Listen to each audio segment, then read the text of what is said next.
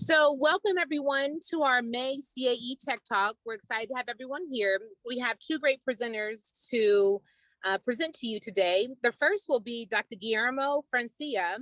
He's a faculty scholar and professor at UWF Center for Cybersecurity.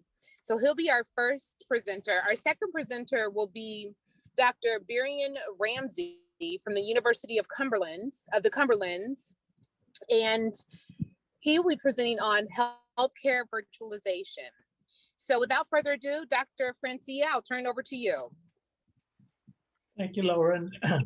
Good afternoon, everyone. Thank you for taking time to join us in this CAE Tech Talk. My name is Guillermo Francia III, faculty scholar and professor at the University of West Florida's Center for Cybersecurity. Today, I'll be talking about our ongoing research on agent-based modeling of entity behavior in cyberspace. Before we move on, allow me to digress a bit to talk briefly about behavioral modeling. The Fogg behavioral model depicts the convergence of three elements: motivation, ability, and prompt. The higher the motivation, the more likely the behavior will occur. Ability refers to the simplicity of the task. The harder the task, the less likely the behavior occurs. Finally, without the third element, which is the prompt, the behavior may not succeed. For example, employees may be motivated to apply a security practice by enforcing it as a company policy and making it relatively easy to apply. Periodic reminders or prompts provide the ample stimuli toward putting the practice in play. Here's an overview of my talk. I'll start with background materials and related works. Then I'll discuss the modeling of human and system behavior. I'll continue with agent-based modeling and its applications before moving to the main theme of this ongoing study. That is the agent-based modeling and simulation of entity behavior in cyberspace. I will close with the limitations of the study, concluding remarks, and future research directions.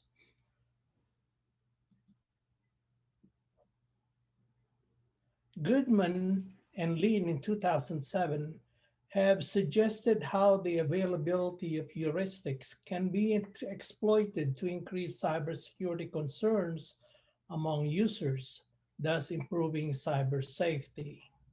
Berman and others in 2008 have constructed a behavioral economic model to account for perceived risk to information security. Kesan and Shah in 2006 have described how status quo bias can explain and help improve the user's choice of security settings. Social preferences and feedback mechanisms in cyber trust in the online market has been studied by Francia and McKercher in 2015.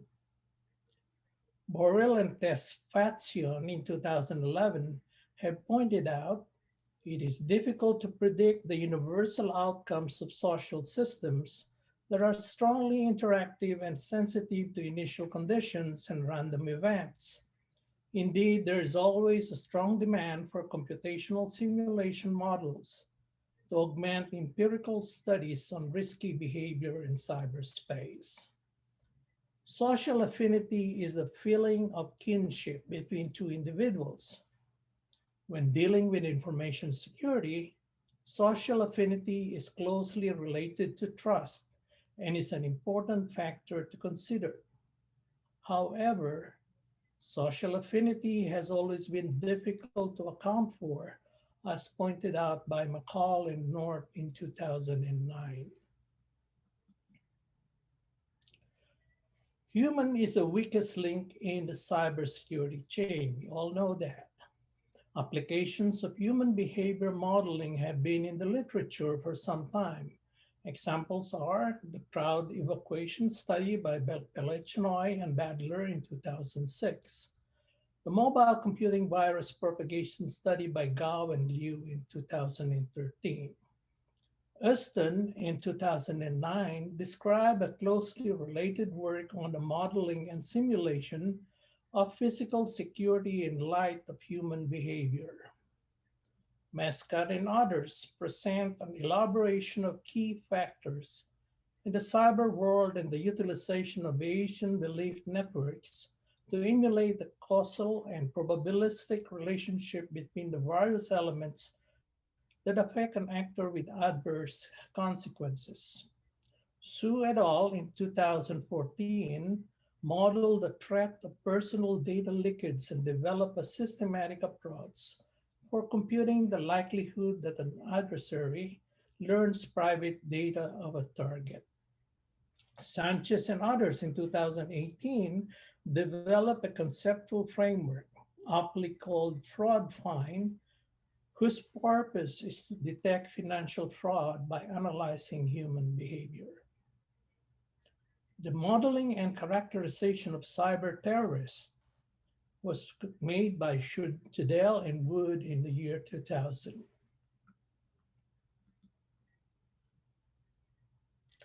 A study on multi-unmanned aerial vehicle, or UAV, surveillance systems was made by Human and Spiro in 2018.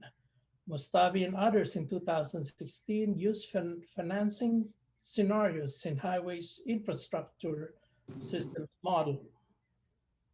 A smart grid system subsystem was studied by Miller, Grinding, and Marvis in 2012, and the modeling of economic systems using the agent-based computational economics modeling principles was made by Tesfatsion in 2017. The research study highlights the application of the ACE system in constructing various computational models that include labor markets as evolutionary sequential games, anticipatory learning of macroeconomic systems, coupled with natural and human systems and critical infrastructures. What is agent-based modeling, or ABM? ABM system consists of autonomous interacting agents with predefined relationships. Agents have program behaviors, allowing for decision-making or acting within the context of the simulated environment or scenarios. The Recursive Porous Agent Simulation Toolkit, or RePAS, is a dominant ABM toolkit for modeling social behavior, and that's the tool we're going to be using in this study. RePAS was created at the University of Chicago and the Argonne National Laboratory.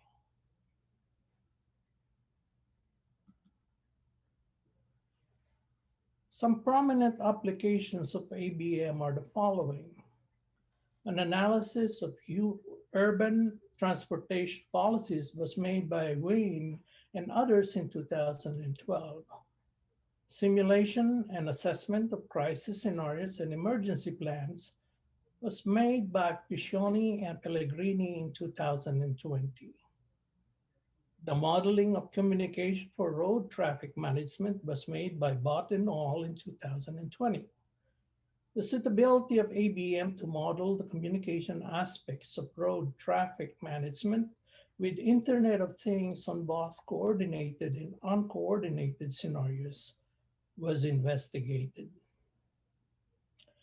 The simulation of macro-level effects of social networking was made by Sibley and Crooks in 2020, which utilized an agent-based model to simulate the macro-level effects of online social network link recommendations.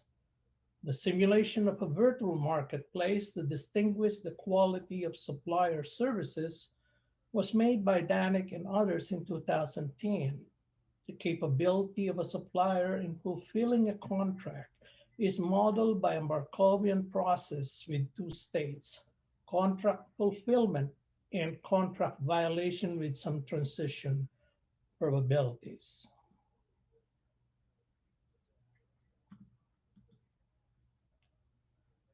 Every agent in an ABM system has the following attributes. Each one is autonomous, self-directed, and independently functions within the specified environment. It is self-contained with predefined attributes.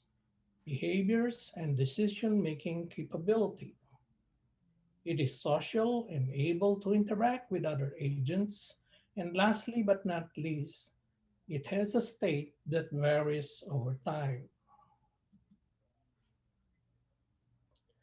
Agent-based model is inspired by the classical epidemiology model, the susceptible, infectious, susceptible, or SIS model. Markovian SIS model, at any time t, an agent is either infected or susceptible, and that its infected agent infects its neighbors at an infection rate, which is indicated by beta, and recovery rate indicated by delta. The ratio tau equals beta divided by delta is the effective infection rate. Further, it should be noted that both processes, infection and recovery, are independent Poisson processes.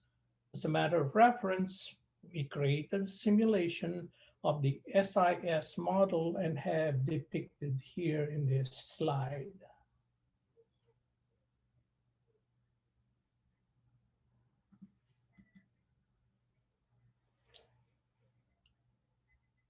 The principal objective of this study is to understand the propagation of a cyber attack given certain user, system, and adversary attributes and behaviors encoded as agent parameters utilizing agent-based modeling and simulation techniques. Simulations are performed with varying values of agent parameters. Agent parameters include adversary sophistication, the trust level, quality of awareness training, and the strength of cyber defense. In this study, we made the following assumptions. Simulations are made on varying agent attributes or parameters. Simulations are made on both ends of the spectrum. That is, we look into the best case and worst case scenarios. We assume that system infection goes unnoticed and unabated for a long period of time, so recovery is not part of the simulation. We should point out for the astute observer that the recovery aspect after infection is not considered in this study for two reasons. First, we want to focus on the rate of infection on 4 cybersecurity scenarios. Second, we assume that the system infection goes unnoticed and unabated for a long period of time. This second assumption frequently occurs in the real world and has been heavily documented in literature.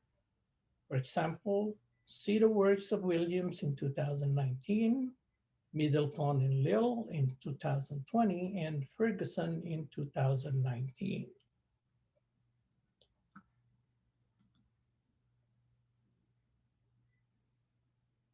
We begin the study with using the adversary sophistication, which is a measure of the... I'm sorry. Sorry about that.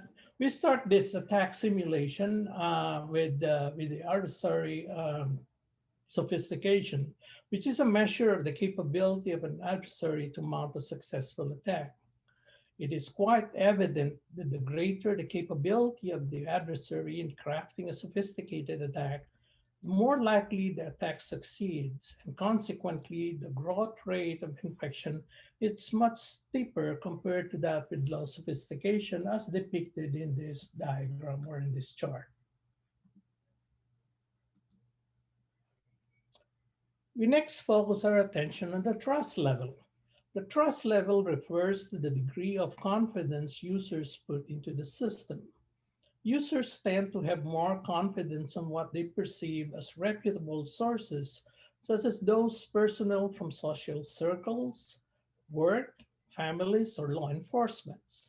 Thus, phishing attacks tend to be successful when impersonating this reputable personnel, and the simulation depicts clearly that when the user trust has a higher trust on the system, the faster is the infection rate. The third simulation is focused on the quality of awareness training. The quality of a user awareness training is an attribute that was implemented into the simulation process. User training is indispensable in cybersecurity. As previously stated, the human link is the weakest in the cybersecurity chain. In the real world, new exploits are discovered every day, so it is important for users to stay updated through regular training. The quality of user training is implemented as an additional attribute on the human agent. We assign two levels of training quality, high and low. The better quality or the higher level of training the user gets, the better is the user agent in evading the malware agents.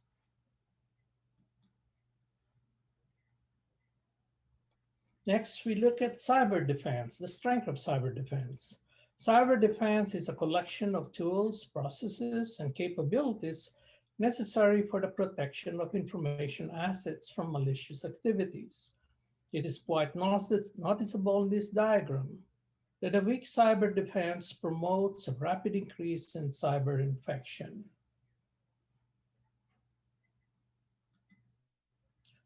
So we group all of those that display slow infection. And this slide depicts the comparison of the four simulations on the slow rate of infection. One could easily glean that a very strong cyber defense provides the best protection against cyber infection, and that a low trust level is the worst performer among the four attributes.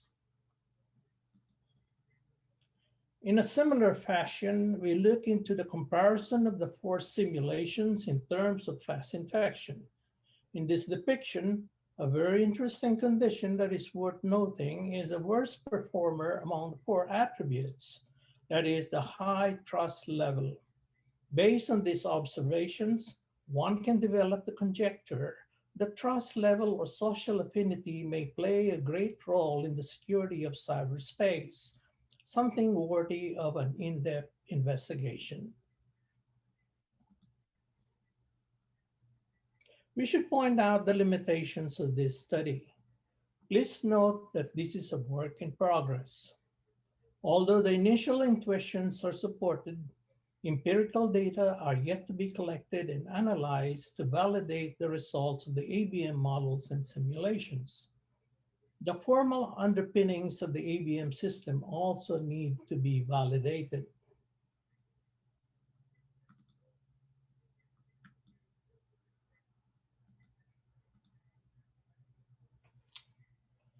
So we conclude this study by saying that a method that encodes and simulates entity behavior in cyberspace using agent-based modeling and simulation system is presented. A groundwork for future applications of ABM on social behavior is provided. The impact of the four major system and user attributes were explored. The study provided a glimpse on how entity behavior can influence the optimal allocation of cybersecurity resources. And with this study, we hope to have demonstrated the multitude of opportunities for future research directions.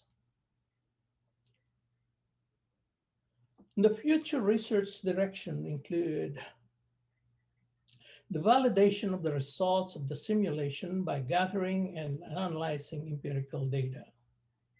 The application of machine learning systems to augment the ABM system. The derivation of mathematical models that will support the validity of the ABM system simulations. And the expansion of the four parameters with other pertinent factors that define the security of cyberspace. Some acknowledgement here.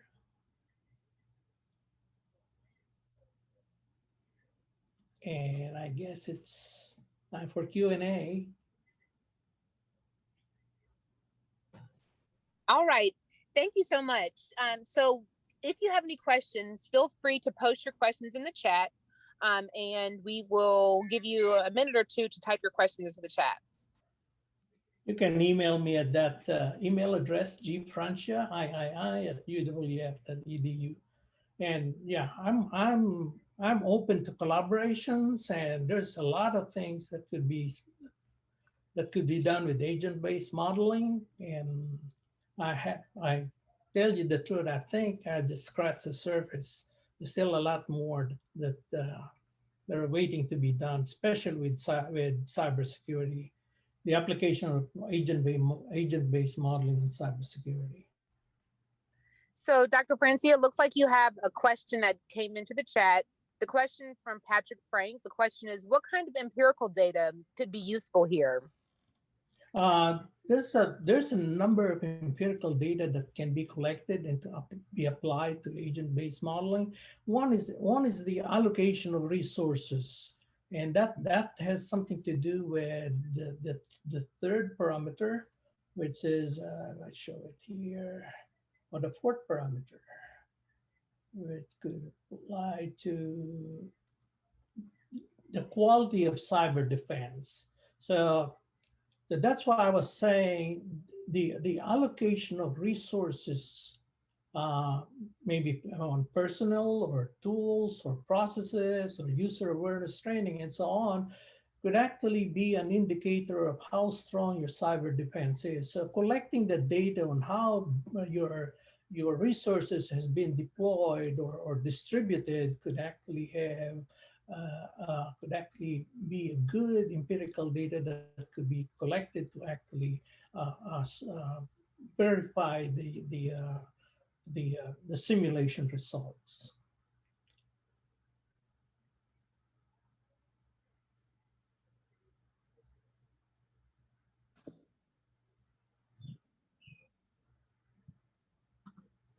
All right, looks like that was the only question that came through, but if you have any questions for Dr. Francia, again, he posted his information on that first slide. If you want to go back to that, Dr. Francia. Let's take a 15-minute break. So we'll get back here at 1:45. Pleased to introduce to you Dr. Darian Rand